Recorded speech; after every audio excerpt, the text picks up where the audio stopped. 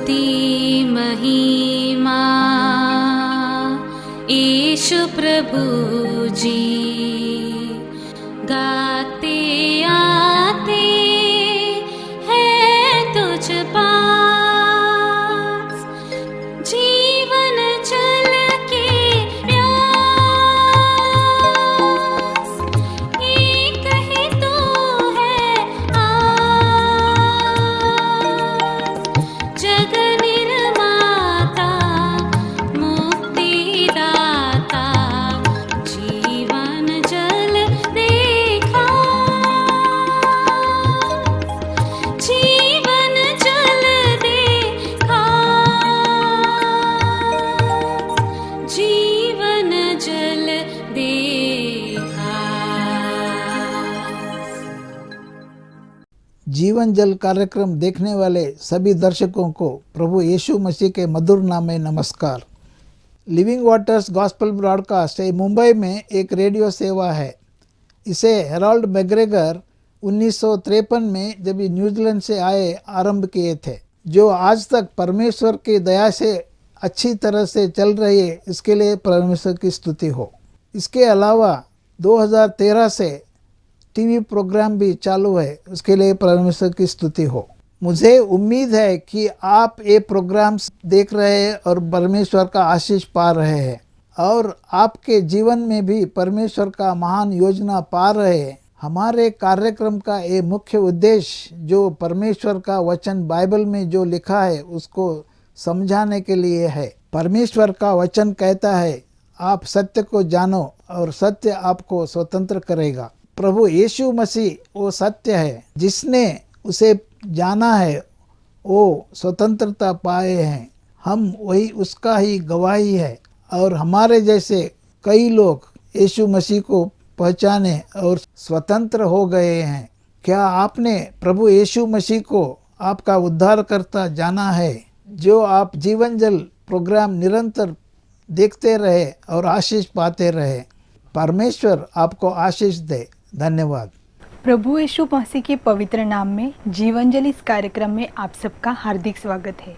यूहन्ना रचित सुसमाचार 4 अध्याय के 14वें पद में पवित्र शास्त्र बाइबल ये कहती है कि परंतु जो कोई उस जल में से पिएगा जो मैं उसे दूंगा, वह अनंत काल तक प्यासा न होगा, वरन जो जल मैं उसे दूंगा वह उसमें एक सोता बन जाएगा, जो अनंत जीवन के लिए उमड़ता रहेगा। इस विशेष सुसंदेश को समझकर परमेश्वर का विशेष आशीष एवं आनंद पाने के लिए प्रभु आपकी सहायता करे। आइए आज का संदेश सुनने से पहले अपने मनों को तैयार करें और इस मधुर संगीत का आनंद उठाएं।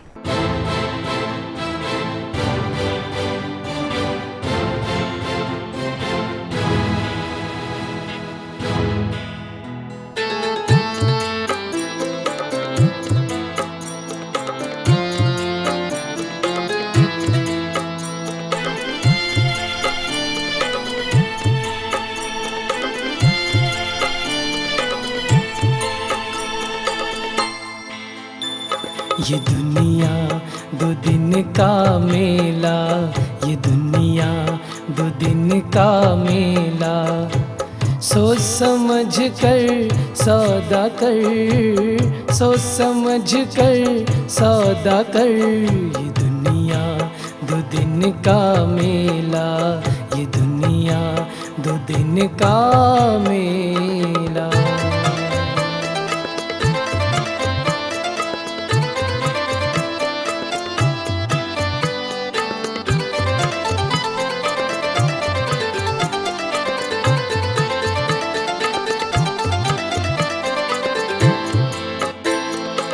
सुंदर सुंदर महल बनाए, कौड़ी कौड़ी माया जोड़ी। सुंदर सुंदर महल बनाए, कौड़ी कौड़ी माया जोड़ी। खाली आया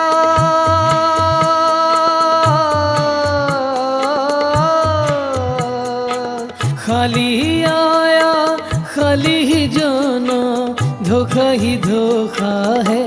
ये सब कुछ छोड़ के जाना है, ये सब कुछ छोड़ के जाना है।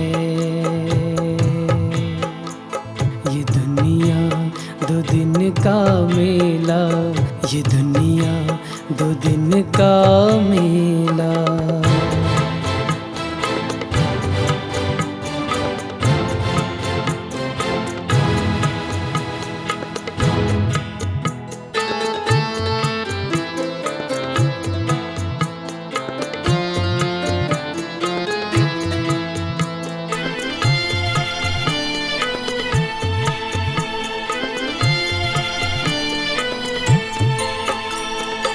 घर यीशु की आज्ञा मानी, दुनियादारी को बिसरा के।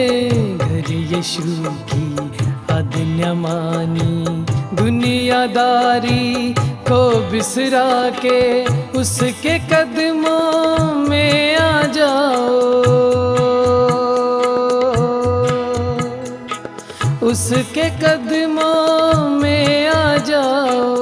देता है वही गवाही कि तू मेरा प्यारा बेटा है, कि तू मेरा प्यारा बेटा है। ये दुनिया 2 दिन का मेला, ये दुनिया 2 दिन का मेला। जीवन जल कार्यक्रम देखने वाले सभी दर्शकों को हमारा जय मसीह की। परमेश्वर के वचन को एक बार फिर से मैं आपके सम्मुख में लेकर खड़ा हूँ। मुझे उम्मीद है कि आप परमेश्वर के वचनों को सुनते हुए, समझते हुए अपने जीवन में लाभ को पा रहे हैं। आप यूं ही इस कार्यक्रम को देखते रहे ताकि अपने जीवन में परमेश्वर की बातों को और गहराई से समझते हुए उसके मार्ग में आगे बढ़ने पाए। परमेश्वर आपकी सहायता करे। एक बार फिर से हम परमेश्वर के वचन को लेकर आपके सम्मुख में आए हैं। पिछले दिनों में यदि आपको याद होगा, जिस विषय को मैं लेकर के आपके सम्मुख में आया था वो था इब्राहिम के जीवन में उस दौड़ के बारे में। जैसे ही हम प्रभु यीशु मसीह को अपने जीवन में उद्धारकर्ता के रूप में स्वीकार कर लेते हैं तो परमेश्वर हमारे जीवन से उम्मीद रखता है कि हम इस दौड़ को पूरा करें और ऐसा दौड़े जैसा कि इनाम को हम पा सके।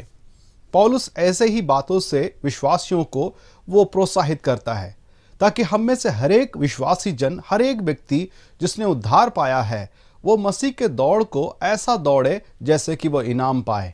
बेढंगा नहीं, ऐसा नहीं जिसका कोई लक्ष्य ना हो, परंतु लक्ष्य के साथ, पूरे धीरज के साथ, विश्वास के साथ उस दौड़ को वो पूरा करने पाए। यही परमेश्वर की इच्छा हमारे जीवन से है। प्यारे मित्रों, आज मैं उसी कार्य को, उसी विषय को आपके सम्मुख में आगे की ओर बताना चाहता हूँ। खास करके जो हम इब्राहिम के बारे में पढ़ते हैं कि इब्राहिम के जीवन में जब वो शुरुआत किया था अपने जीवन का परमेश्वर के वचन के अनुसार, जब परमेश्वर की बुलाहट को पाने के पश्चात वो आगे बढ़ा तो सही, परंतु उसका जीवन हरान नामक जगह पर आकर के ठहर गया।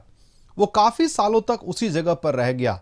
उसका कारण हमने देखा कि वो एक व्यवसाय या ऐसे व्यापार में फंस गया जिसमें उसको काफ़ी आमदनी हो रही थी। लेकिन हम देखते हैं उस दौरान परमेश्वर का इब्राहिम के साथ में कोई प्रकार का संपर्क नहीं था, ना कोई बातचीत होती थी, ना कुछ ऐसा विषय को हम देख पाते हैं। उनका जीवन एक सूखे स्थल के समान हम देखते हैं, जो हरान का अर्थ भी होता है। लेकिन सही वक्त पर परमेश्वर ने उसे फिर से दोबारा बुलाया और उसकी बात को सुनकर इब्राहिम अपने परिवार के समेत आगे की ओर चलने लगा। परमेश्वर की ओर चलना हमारे जीवन के लिए सबसे मुख्य बात है। यदि मान लीजिए कोई कारणवश यदि आप रुक भी जाते हैं, लेकिन कम से कम जब परमेश्वर आपसे बातें करते हैं तो वो निर्णय लेना, पश्चाताप करना और फिर से अपने जीवन को ठीक ठाक करके आगे बढ़ना, यही समझदारी है। ना कि अपने मन को ढीठाई के साथ, अपने मन को कठोर करके परमेश्वर की बातों को अवहेलना करते हुए जीना, ये सही नहीं है। ऐसा करके हम अपने ऊपर में परमेश्वर के दंड को ही लेकर के आ सकते हैं। परमेश्वर चाहता है कि परमेश्वर की योजना हमारे जीवन में पूरा होने पाए। इब्राहिम ना केवल स्वयं प्रभु के मार्ग में बढ़ा, परंतु परमेश्वर के वचन में जब हम पढ़ते हैं तो ये बात को हमें पढ़ने को मिलता है कि इब्राहिम अपने पूरे परिवार के समेत प्रभु में वो आगे बढ़ने लगा। उतना ही नहीं, अपने परिवार का मतलब, मेरा कहने का अर्थ यह है कि वो अपने बच्चों के बारे में भी काफी चिंतित था कि उन्हें भी परमेश्वर के मार्ग में लेकर के चले। देखिए, मैं आपका ध्यान विशेष करके उत्पत्ति की पुस्तक उसका 18 अध्याय उसका 17 से लेकर के 19 पद तक मैं पढ़ करके आपको सुनाना चाहता हूं। तब यहोवा ने कहा, यह जो मैं करता हूं सो क्या इब्राहिम से छिपा रखूं? इब्राहिम से तो निश्चय एक बड़ी और सामर्थी जाति उपजेगी और पृथ्वी की सारी जातियां उसके द्वारा आशीष पाएंगी, क्योंकि मैं जानता हूं, जरा उस पद को ध्यान दे, 19वें पद को, क्योंकि मैं जानता हूं कि वह अपने पुत्रों और परिवार को जो उसके पीछे रह जाएंगे आज्ञा देगा कि वे यहोवा के मार्ग में अटल बने रहे और धर्म और न्याय करते रहे, इसलिए कि जो कुछ यहोवा ने इब्राहिम के विषय में कहा है उसे पूरा करे। परमेश्वर इस पढ़े जाने वचन पर अपनी आशीष को उंडेले।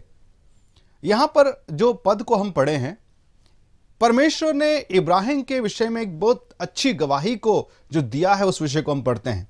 परमेश्वर कहता है, जो सर्वज्ञानी परमेश्वर है, जो हमारे भविष्य को जानता है, जिसके सम्मुख में सारी बातें खुली हुई हैं, वो परमेश्वर कहता है कि मैं जानता हूं कि इब्राहिम अपने पुत्रों को और परिवार को जो उसके पीछे रह जाएंगे आज्ञा देगा कि वो परमेश्वर के मार्ग में अटल बने रहें। ये गवाही इब्राहिम के बारे में परमेश्वर ने स्वयं दिया। एक बहुत बड़ी गवाही है प्यारे मित्रों, इब्राहिम के बारे में। परमेश्वर का इब्राहिम के बारे में यह गवाही देना यह साबित करता है कि इब्राहिम के जीवन में उसका दृढ़ निश्चयता, कैसे उसने अपने जीवन में एक निश्चय लिया, एक निर्णय लिया कि मैं प्रभु के मार्ग में बढ़ूंगा। ना केवल मैं बढ़ूंगा परंतु मैं अपने बच्चों को भी प्रभु में बढ़ाऊंगा। यहां पर जो शब्द का इस्तेमाल किया है, ऐसा नहीं लिखा है कि मैं जानता हूं कि इब्राहिम अपने परिवार और बच्चों को समझाएगा या सलाह देगा कि वो प्रभु के मार्ग में बढ़े, ऐसा नहीं लिखा हुआ है, लेकिन लिखा हुआ है वो आज्ञा देगा कि यहोवा के मार्ग में अटल से बने रहे। प्यारे मित्रों, सलाह देना और आज्ञा देने में बहुत फर्क है। आजकल आमतौर पर माँ बाप बच्चों को केवल सलाह ही देना चाहते हैं। तुझे अच्छा लगता है कर, अच्छा नहीं लगता है मत कर। संडे स्कूल जाना है, बाइबल पढ़ना है, कलीसिया में जाना है, संगति करना है, प्रभु में बढ़ना है, तुझे अच्छा लगता है कर, नहीं अच्छा लगता है मत कर। सलाह देते हैं, सुझाव देते हैं। लेकिन परमेश्वर के वचन में हम इब्राहिम के बारे में पढ़ते हैं, वो प्रभु के विषय में जब अपने बच्चों के संबंध के बारे में सोचता है तो कोई समझौता नहीं करता है। इब्राहिम कहता है, बच्चों को आज्ञा दूंगा कि वो प्रभु के मार्ग में अटल बने रहे। प्यारे मित्रों, ऐसे माँ बाप की आवश्यकता है। यदि हमारा संबंध परमेश्वर के साथ में सही है, यदि परमेश्वर को हमने चखा है, जाना है, अपने जीवन में अनुभव किया है, तो हमारे जीवन की सबसे बड़ी प्राथमिकता यह होनी चाहिए कि हम स्वयं तो प्रभु में बढ़े, साथ ही साथ अपने बच्चों को भी प्रभु के मार्ग में अटल बनाएं, उनको ले चले। लेकिन सबसे पहला कदम कौन उठाना है? हमें उठाना है। और यही बात के बारे में यदि आप व्यवस्था विवरण की पुस्तक में पढ़ेंगे तो परमेश्वर की एक बहुत बड़ी आज्ञा के बारे में पढ़ते हैं। जरा से उस पद को हम जरा निकालेंगे। व्यवस्था विवरण की पुस्तक उसका 6 अध्याय और उसके 4 और 5 पद को मैं आपके लिए पढ़ता हूं। हे इज़राइल सुन, यहोवा हमारा परमेश्वर यहोवा एक ही है। तू अपने परमेश्वर यहोवा से अपने सारे मन, अपने सारे जीव, अपनी सारे शक्ति के साथ प्रेम रखना। हम सब जानते हैं कि परमेश्वर की आज्ञाओं में से सबसे बड़ी आज्ञा के रूप में हम इस पद को हम पढ़ते हैं, परमेश्वर से प्रेम रखना। परमेश्वर की सबसे बड़ी जो आज्ञा के रूप से हम पढ़ते हैं, परमेश्वर ने इज़राइलियों को दिया था। लेकिन यदि आप आगे पढ़ेंगे तो आपको एक और बात भी समझ में आती है। देखिएगा उसमें क्या लिखा गया है, 6 अध्याय 6 पद व्यवस्था विवरण की पुस्तक। और ये आज्ञाएं जो मैं आज तुझको सुनाता हूं वे तेरे मन में बसी रहें और तू इन्हें अपने बाल बच्चों को समझाकर सिखाया करना और घर में बैठे मार्ग पर चलते लेटते उठते इनकी चर्चा किया करना। देखा आपने परमेश्वर क्या कहता है? परमेश्वर कहता है कि ना केवल तू अपने तक सीमित रखना परंतु तू अपने बाल बच्चों को भी सिखाना। परमेश्वर को पता है कि ये जिम्मेदारी माँ बाप की है। माँ बाप अपने बच्चों के पहले शिक्षक होते हैं। परमेश्वर की आज्ञा 2 तरह से यहां पर पढ़ते हैं। पहली बात माँ बाप के लिए, साथ ही साथ परमेश्वर की आज्ञा उन बच्चों के लिए भी, और वो जिम्मेदारी परमेश्वर माँ बाप के हाथों में देता है। कहता है कि तू सबसे पहले परमेश्वर की आज्ञाओं को मानना, परमेश्वर से प्रेम करना पूरे मन के साथ, पूरे सच्चाई के साथ में। तेरा जीवन, तेरा चाल चलन, तेरा मार्ग परमेश्वर के विषय में सिधाई से रहे, तू आगे बढ़ना। लेकिन साथ ही साथ परमेश्वर कहता है तू अपने बच्चों को भी सिखाना। प्यारे मित्रों, कई बार हम इस विषय में चूक जाते हैं, कई माँ बाप इस विषय में चूक जाते हैं। हर एक माँ बाप की यह इच्छा रहती है कि वो उनके बच्चे एक अच्छा जीवन को बिताए, प्रभु में बने रहे, वगैरह वगैरह। लेकिन जो पहली आज्ञा है, पहली बात जो है, वो उनके ऊपर में लागू होता है।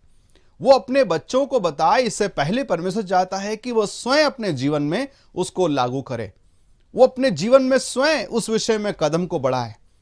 परमेश्वर के मार्ग में चलने के विषय में मैंने पहले भी कहा था, हम एक आदर्श बने अपने बच्चों के सामने, अपने परिवार के सामने, अपने रिश्तेदार के सामने, अपने समाज के सामने, अपने लोगों के सामने में हम एक आदर्श का जीवन को बिताए। प्यारे मित्रों, मसीही जीवन संघर्ष भरा है, और पता है सबसे बड़ा संघर्ष हमारा अपने आप के साथ है।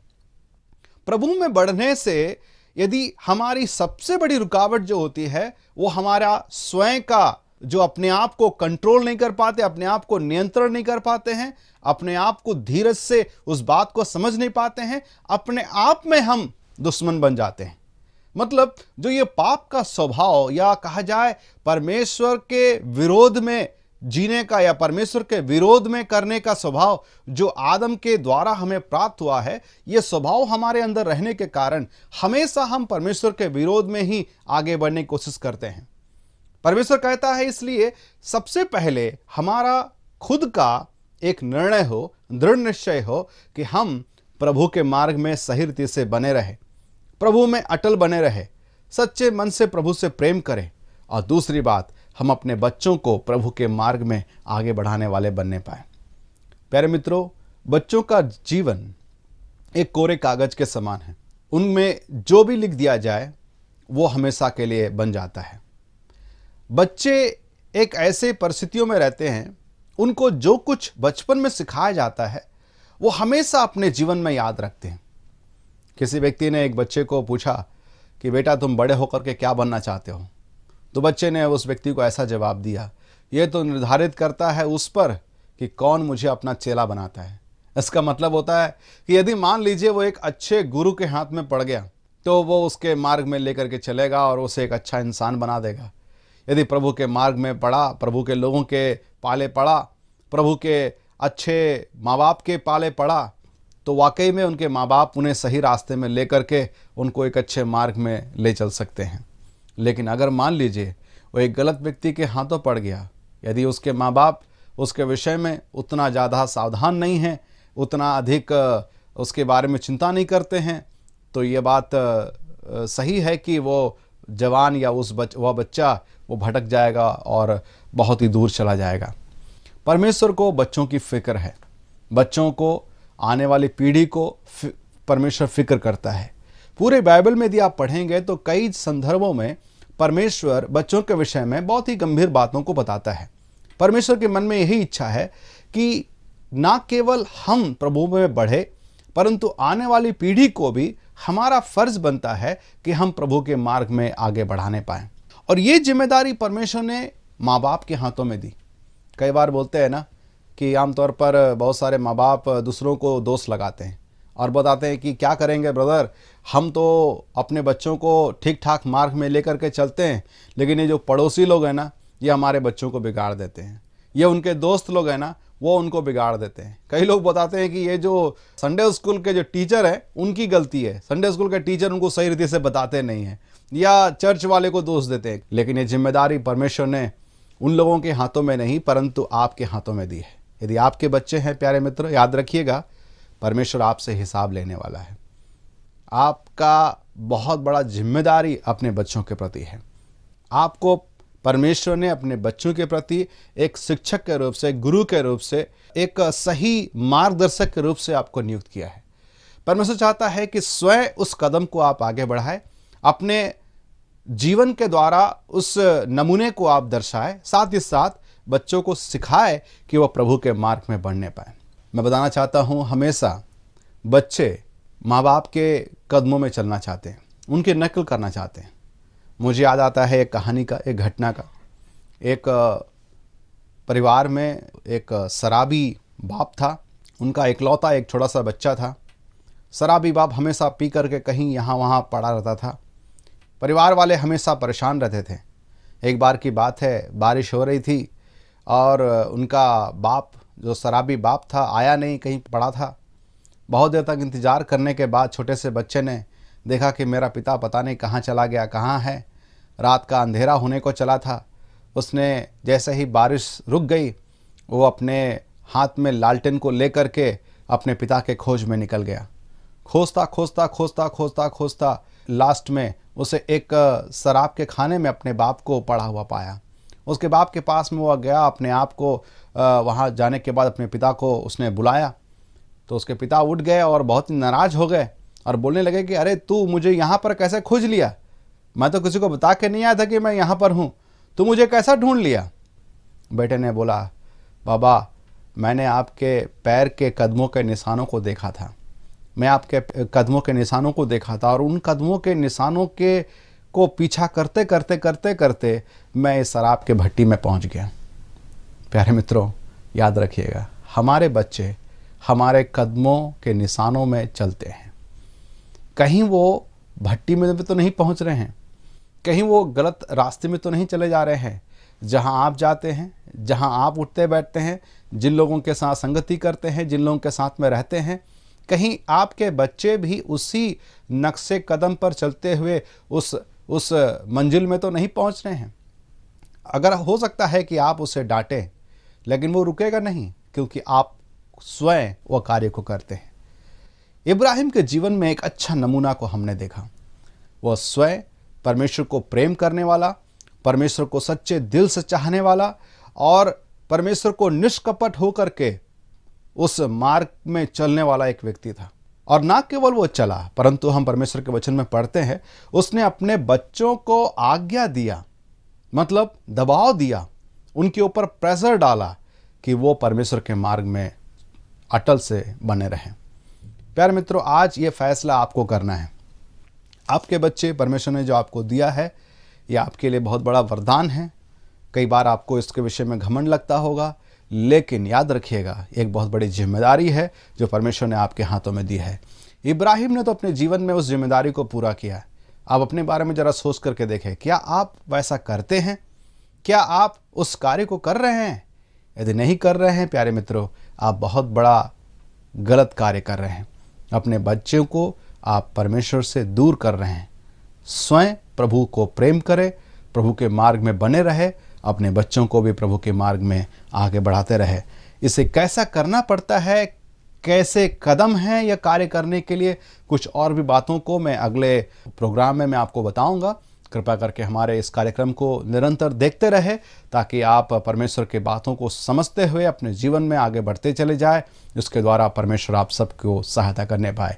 एक बार फिर से आप सभी को, जीवन जल इस कार्यक्रम देखने वाले सभी दर्शकों को हमारा जय मसीह की।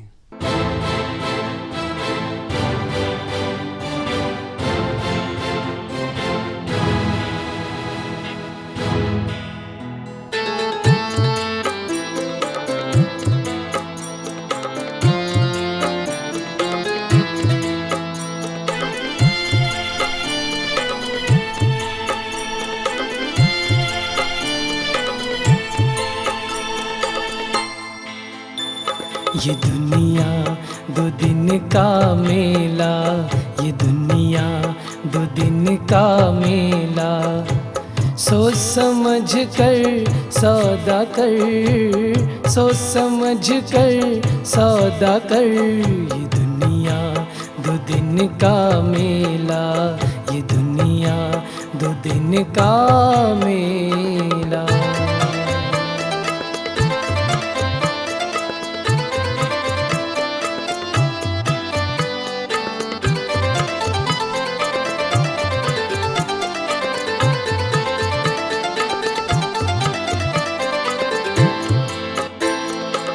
सुंदर सुंदर महल बनाए, कौड़ी कौड़ी माया जोड़ी। सुंदर सुंदर महल बनाए, कौड़ी कौड़ी माया जोड़ी। खाली आया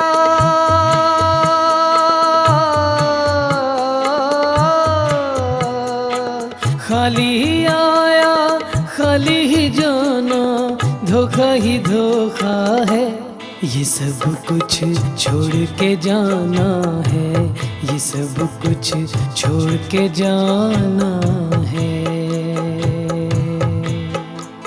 ये दुनिया दो दिन का मेला, ये दुनिया दो दिन का मेला।